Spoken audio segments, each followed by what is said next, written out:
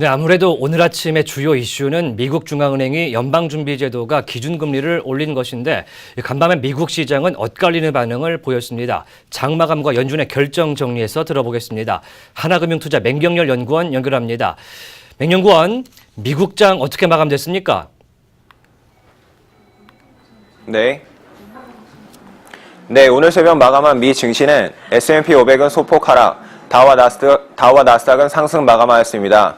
주요 지수 중 다우지수의 상승폭이 가장 크며 이는 세제 개편 합의안에 대한 낙관적인 기대와 긍정적인 경제 전망에 기인한 것으로 보입니다. 13일 현지 언론 보도에 따르면 공화당의 상하원 지도부가 세제 개편 최종 합의안을 마련했다고 합니다. 세제 개편 최종 합의안의 주요 골자 중 하나인 법인세 최고세율 인하는 원안에 포함된 20%보다 1% 높은 21%로 수정되었습니다.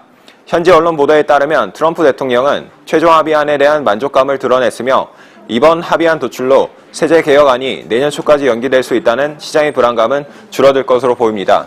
원안이 20%였는데 21%로 확정이 됐군요. 일단 오늘 시장에서 주요하게 오르거나 내렸던 섹터나 기업 한번 짚어보겠습니다.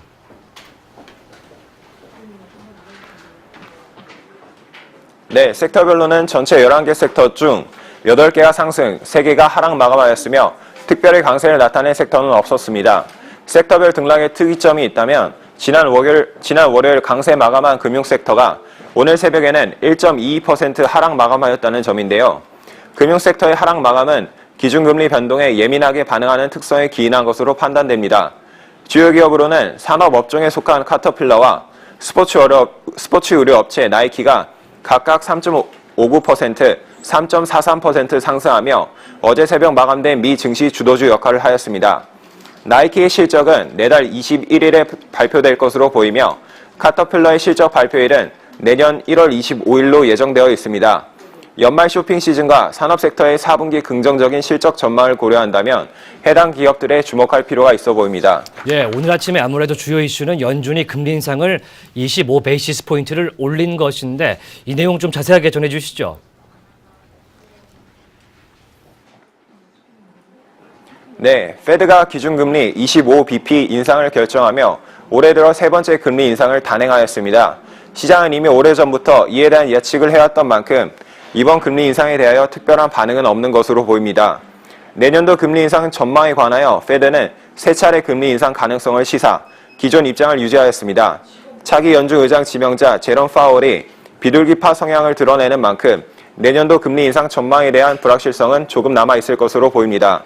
이번 금리 인상과 관련하여 자넷 옐런 연준 의장은 경제 성장과 고용에 대한 확신을 이야기하였지만 미 노동부가 발표한 소비자 인플레이션이 1.7%를 기록한 만큼 물가 부진에 대한 우려 또한 일부 인정하였습니다. 그러나 몇 년 안에 인플레이션 수준은 연준의 목표치인 2%에 근접할 것임을 강조하였으며 이후 안정적인 수준을 유지할 것으로 전망하였습니다. 페드는 2018년 미국 GDP 성장률을 2.1%에서 2.5%로 상향 조정하였으며 실업률은 3.9%, 인플레이션의 1.9%에 도달할 것으로 전망하였습니다. 더하여 4분기 GDP 성장률은 2.9%를 기록할 것으로 전망하였으며 점진적 자산 축소 계획 또한 유지할 것이라고 발표하였습니다. 그 외 자넷 옐런 연준 의장은 최근 논의되고 있는 감세 정책이 미 경제에는 호재로 작용할 것이나 어느 정도의 불확실성이 상존한다는 점을 강조하였고 최근 비트코인에 대한 투자자들의 투기 성향에 대한 우려를 표명하였습니다. 네, 현재 실업률과 인플레이션율을 모두 목표치에 도달하고 있다 이렇게 얘기를 했는데 일단 오늘과 다음 주에 주요 지표와 실적들이 나올 것 같습니다. 뭘 지켜보면 좋겠습니까?